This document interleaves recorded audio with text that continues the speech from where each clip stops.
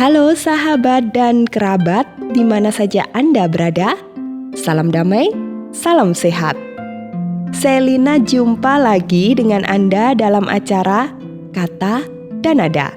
Mengurai makna, melukis rasa. Oke sahabat, renungan kita di minggu terakhir masa Prapaskah ini adalah peluh dan darah dalam doa. Dan untuk itu, Pendeta Freddy Makitan akan membimbing kita dalam sebuah narasi yang sudah disiapkannya. Selamat menikmati.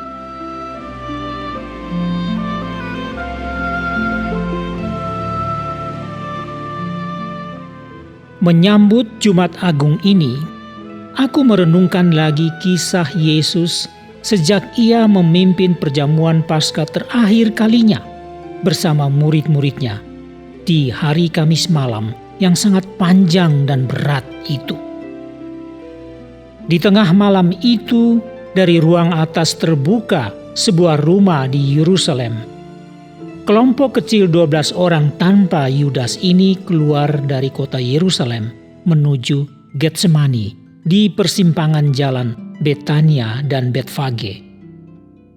Disitulah sang anak manusia sedikit menyingkir dari murid-muridnya untuk berdoa sendirian kepada Allah Bapanya. Setelah itu ia ditangkap di Jumat subuh itu dan dibawa kembali ke Yerusalem dan diadili bolak-balik tanpa akal sehat, tanpa peri kemanusiaan oleh para pemimpin Yahudi dan pemimpin politik Kekaisaran Romawi dan Kerajaan Israel. Akhirnya di Jumat pagi itu pula Pontius Pilatus, pemimpin penjajah Romawi di Yudea, dengan kewenangannya meskipun dalam keterpaksaan, menjatuhkan vonis mati melalui penyaliban atas diri Yesus yang sama sekali tidak berdosa. Pada kesempatan inilah, aku merenungkan pergumulan pribadi Yesus di saat Sang Anak Tunggal Allah ini berdoa di Taman Getsemani pada dini hari yang dingin sebelum Yudas Iskariot dan para pemimpin Yahudi dibantu oleh sepasukan tentara Romawi datang untuk menangkap Yesus yang sebenarnya telah rela menyerahkan dirinya.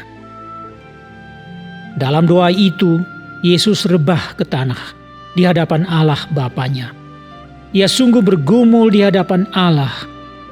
Lukas melaporkan sesuatu yang menggetarkan hati dengan menulis demikian. Ya Bapakku, jikalau engkau mau, ambillah cawan ini daripadaku. Tetapi bukanlah kehendakku, melainkan kehendak-Mu lah yang terjadi. Maka seorang malaikat dari langit menampakkan diri kepadanya untuk memberi kekuatan kepadanya. Ia sangat ketakutan dan makin bersungguh-sungguh berdoa. Peluhnya menjadi seperti titik-titik darah yang bertetesan ke tanah. Oh, peluhnya menjadi seperti titik-titik darah. Pada kalimat inilah pikiranku tertambat dan kontemplasiku terfokus. Aku pernah membaca literatur tentang hal ini dilihat dari sudut pandang medis. Memang ada istilah hematidrosis atau hematohidrosis, yaitu suatu keadaan yang terjadi pada seseorang yang diliputi kegelisahan dan ketakutan serta tekanan psikologis yang luar biasa, dan terjadi akumulasi penderitaan batin yang sangat berat, sehingga pada akhirnya si penderita kehilangan kemampuan untuk menanggungnya lagi. Dalam keadaan tersebut, si penderita akan kehilangan kesadaran. Namun bila tidak, maka pembuluh darah yang halus di bawah kulit akan membesar dan akhirnya pecah setelah bersentuhan dengan kelenjar peluh. Lalu darah itu segera bercampur keringat dan bisa merambah ke seluruh tubuh. Inilah yang dilukiskan Lukas. Peluhnya menjadi seperti titik-titik darah yang bertetesan ke tanah. Keadaan seperti inilah yang terjadi pada diri Yesus pada dini hari di Getsemani waktu ia berdoa. Secara fisik maupun mental, Sebagai manusia biasa, Yesus sudah sangat letih karena pelayanannya yang non-stop di Galilea, lalu berjalan kaki melewati Samaria sampai ke Yudea yang bisa menghabiskan waktu seminggu. Yesus juga non-stop melakukan pelayanannya di Yerusalem dan sekitarnya hingga pada perjamuan Paskah bersama murid-muridnya pada hari Kamis malam itu. Jadi Yesus sesungguhnya mengalami kelelahan fisik dan pergulatan batin. Ditambah lagi ia sudah tahu apa saja yang akan segera terjadi atas dirinya. Dia sadar bahwa dirinya juga sedang menghadapi kematian mengerikan yang akan segera menjemputnya. Maka sesungguhnya secara fisik maupun psikis, Yesus sedang mengalami kelemahan pada tahap paling rendah. Tetapi penderitaan dan fenomena hematidrosis ternyata tidak mengakibatkan Yesus kehilangan kesadaran. Tentu saja ini karena Allah Bapanya telah mengirim malaikat yang khusus memberi kekuatan ekstra kepadanya agar ia dapat menanggung seluruh penderitaan fisik dan batinnya itu. Ya, anak manusia, sang anak manusia, tidak boleh sampai hilang kesadaran. Manusia sejati penuh cinta ini harus merasakan penderitaan itu secara total dan komplit. Karena itu juga merupakan bagian dari hukuman Allah atas dosa manusia yang harus ditanggungnya. Sungguh, tidak ada kompromi antara dosa manusia dan kesucian Allah. Dalam renunganku aku mengerti bahwa pergumulan Yesus dan keputusannya di Getsemani dalam doanya itu adalah suatu situasi yang paling berat dan menentukan buat keselamatan umat manusia.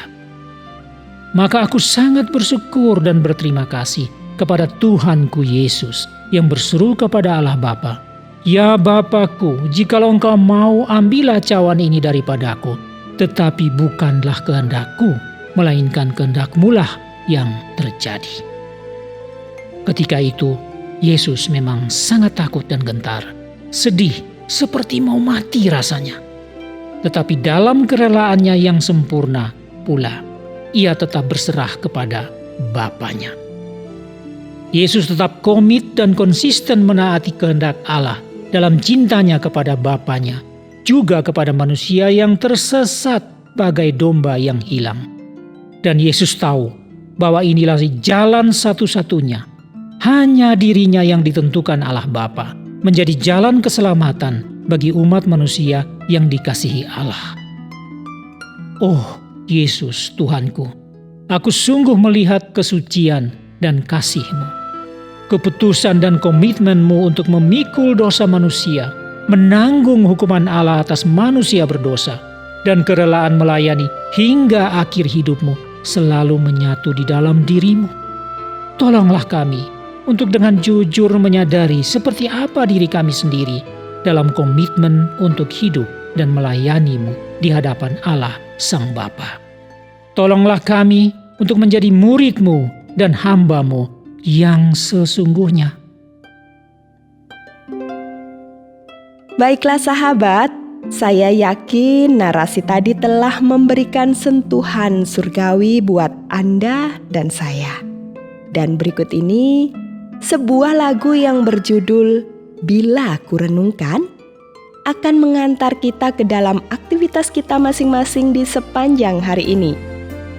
Akhirnya saya Lina undur diri untuk berjumpa lagi di edisi yang berikutnya. Kata dan nada. Terima kasih atas perhatian Anda, dan blessing of the Lord is yours today.